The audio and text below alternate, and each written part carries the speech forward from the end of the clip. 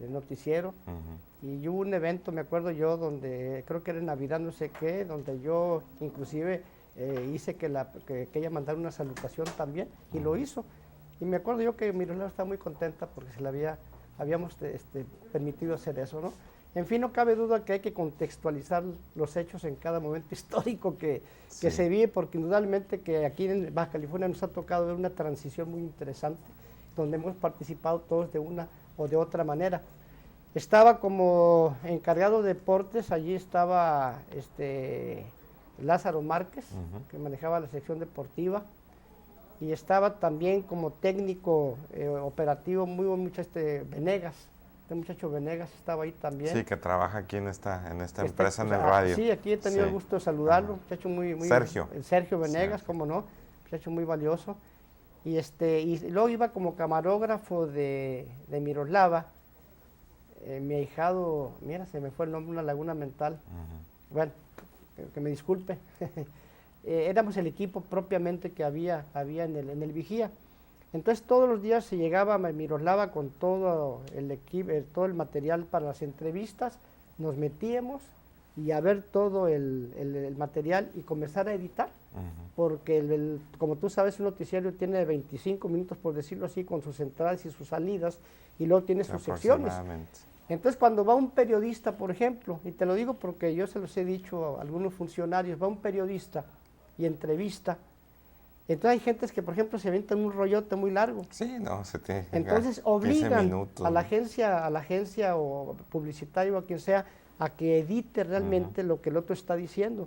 Y a veces no están conformes por la edición, pero es que si la gente, por ejemplo, al expresarse, concretara lo que quiere decir, facilitaría muchísimo más la función. O sea, que nosotros mismos editáramos la declaración que estamos, la entrevista, ¿no? Así es, sí. Y entonces fue una experiencia muy interesante, ¿no? Otro detalle, pues, es los medios de comunicación, no es como fabricar latas en serie, que hoy fabricas y mañana fabricas lo mismo y pasado mañana lo mismo. El producto es totalmente nuevo, ¿verdad? Cada día hay que transmitir un producto nuevo. Producto nuevo. Y es otra la historia cada día. Es otra la historia, y además estás manejando un material sumamente delicado dentro del contexto político, social en que te estás desenvolviendo. Entonces fue una experiencia muy interesante. Estuve un año allí en Comesa. Era un noticiero que se llamaba Al Día, que se transmitía por Canal 23. Así es, ¿verdad? Exactamente. Y luego después de allí me invitaron ya, sorpresivamente para mí, me invitaron como director del periódico El Vigía en su último año. ¿Cuánto tiempo tenía El Vigía? ¿Cuánto tiempo circuló en su primera etapa? En su primera etapa fueron 20 meses. 20 meses. Sí, son como 20 meses lo que estuvo. Ahí conservamos inclusive mes por mes pastadas todos los periódicos, y fue una etapa, una experiencia muy bonita también. Ensenada comercialmente daba para otro periódico adicional me imagino que el Mexicano, pues era el que revisaba. No solamente yo siento que no solamente que diera o no diera, sino que además había un poquito, yo creo que en algunas empresas, el temor a anunciarse en un periódico nuevo, que no era un periódico de un sistema, por decirlo así. Entonces no había esta cultura todavía, que apenas estaba permeando, ¿no? A lo mejor hasta algunos empresarios tenían miedo a tener represalias en estar apoyando un proyecto nuevo, ¿no? De lógicamente comunicación. Sí, había una cierta reticencia.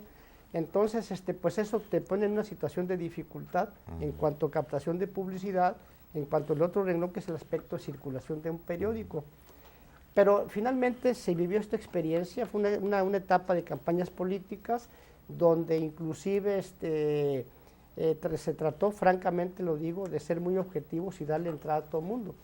Inclusive una vez hubo un partido X pequeño que me dijo que me iban a hacer un plantón enfrente, que porque no los publicábamos nada. Yo estaba muy joven, pero me inspiré y le dije, bueno, hagan ustedes el plantón, no hay problema. Así les dije yo, muy segurote, ¿no? Hagan el plantón y yo al siguiente día voy a sacar todas las publicaciones para que la gente vea que sí los hemos apoyado. No hubo plantón. No hubo plantón. En otra ocasión, en las campañas también, no diré el nombre, por un licenciado por ahí llegó una vez a platicar conmigo por una cuestión de publicidad, y luego me comentó y me dice, oiga, ¿y no tiene miedo que se lo quiebre? ¿Sí? Así me dijo. ¿Hubo algunas represalias? No, nunca. No, y nunca. Uno que iba con él, nomás vi que se agachó y se rió. Y yo me acuerdo que le dije, bueno, al que toca darle cuentas es a este. Tenía yo casualmente un crucifijo en mi escritorio. Sí, al que toca rendirle cuentas. Pero lo que yo sí sé es que estuve en el campo militar número 1, creo por ahí también una vez detenido, además se quedó muy serio, ¿no? Es decir, son etapas ya superadas, pero que finalmente se vivían en un cierto contexto. ¿Qué año estamos hablando? En el 86. 86. Yo cuando salía del periódico que me iba a subir al carro, he de confesarte lo que un momento volteaba para atrás a ver si no había algo raro y entonces ya me subí al carro y vámonos, ¿no? Pues el miedo no andaba en burro. Sí, y que ni de chiste se comparan a los tiempos actuales. Sí, no. Hoy realmente estamos viviendo situaciones sumamente más complicadas, más difíciles, ¿no? Pero aún así, son etapas que ahí quedan como experiencia personal para uno y que ahí están. Nos tocó, por lo tanto, ser testigos, pues, en Baja California, de este proceso de apertura democrática que se estuvo dando, que fue una gran oportunidad para los baja californianos, ¿no? La democracia es para que realmente ahí quede plasmada la voluntad. Pero también los sindicatos tuvieron que ver en esa apertura, ¿no? Porque sí, yo creo que era algo que estaba inoculado allí y que de alguna manera la gente ya quería un cambio, ¿no? Entonces cuando la gente ve que el ambiente se está prestando para esta transformación, como que se suman un poco a toda esta transformación, a estos cambios. Yo creo que de alguna manera todo tiene su momento, su momento para que se logre dar este salto, ¿no? Entonces yo diría nada más hoy en día, digamos que vale la pena reflexionar nuevamente, ¿verdad? Y entender que si tenemos democracia, ahora nos toca la responsabilidad de que esta libertad que se tiene, toda libertad implica una responsabilidad, que tenemos que ser muy maduros en cuanto a nuestras decisiones como sociedad y como comunidad para hacer una democracia de mayor calidad, eso sí creo yo.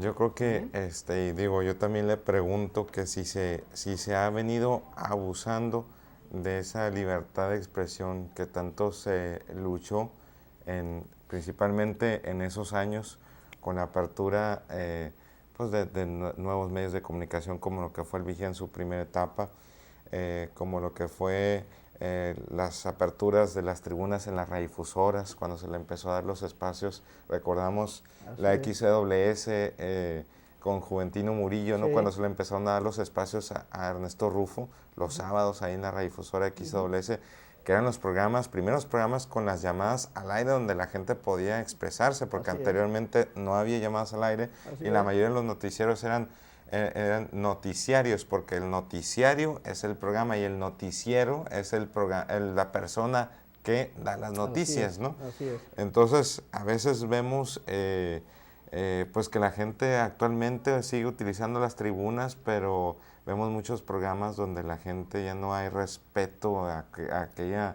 me acuerdo que anteriormente, y a mí todavía me tocó, que había en la escuela le enseñaban que debía uno guardar el respeto principalmente a 3 factores, que era el ejército, la bandera y el presidente de la República, ¿verdad? Sí. Y ya vemos que estamos cayendo en una misma cultura como los Estados Unidos, donde vemos que la gente, hasta algunas chistosadas, realizan con el emblema de la bandera, ¿no? Para hacer camisetas, truzas, y bueno, pues ya no hay, vemos que los ciudadanos no le tienen ese respeto a la patria, y a veces siento yo que estamos viviendo no una libertad de expresión, sino un libertinaje de expresión. Así es, sí, estoy totalmente de acuerdo con eso. Mira, yo creo que, por ejemplo, en el caso de Estados Unidos ya lo vimos patente, como realmente hasta en las películas los ves en ciertos lugares donde hay prácticamente una sátira, una burla respecto de la autoridad. Yo francamente soy de los que creo que sí hay que respetar la investidura. Para mí esto es definitivo, se tiene que respetar la investidura y nosotros como ciudadanos debemos de hacerlo. Pero lo que pasa es que en México, cuando se dejó de dar civismo en las escuelas, es cuando esto comenzó a deteriorarse. A mí me tocó todavía en la secundaria del 89 al 92, ya me tocaba civismo en la Fray Junípero Serra. Pues sí, en ciertas escuelas sí, en ciertas. Pero en otras escuelas el civismo lamentablemente fue desapareciendo, como en un tiempo también desapareció inclusive la enseñanza de la historia, tengo entendido, que así fue. Entonces es importante rescatar todo esto. El civismo, ¿por qué? Porque precisamente eso es lo que nos permite tener este tipo de comportamiento civilizado en el que nosotros nos tenemos que desenvolver. por una parte, y por otra parte la historia también, ¿verdad? Para conocer todos estos antecedentes de lo que fuimos, de lo que somos y de lo que queremos ser. Y de lo que ¿verdad? hemos avanzado, que porque sí hemos avanzado también, ¿verdad? Sí, hemos avanzado bastante, digo, ahorita lo que tenemos que tener mucho cuidado, no caer realmente en el pesimismo.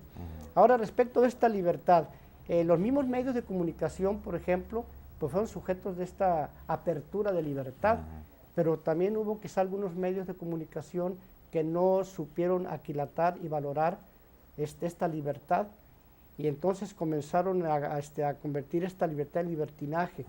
Un medio de comunicación es también un agente educador. Un medio de educación tiene que comunicar valores también. Sí, de hecho la misma ley de radio y televisión especifica las funciones de un medio, ¿no? Sí, por eso, pero también hay periódicos que tienen su código de ética, pero son la antítesis del código que está escrito en sus documentos. Lo que pasa es que tenemos que encarnar todos estos valores dentro de nuestra realidad. Ese es el detalle, ¿verdad? Y en ese sentido sí es importante una toma de conciencia, porque el papel de los medios es muy importante. Muy importante. Pero los medios son los que logran penetrar hasta la intimidad del hogar, de allí la importancia que tiene, pues, de que sean realmente, insisto, agentes educadores y comunicadores de valores, por lo tanto, ¿no?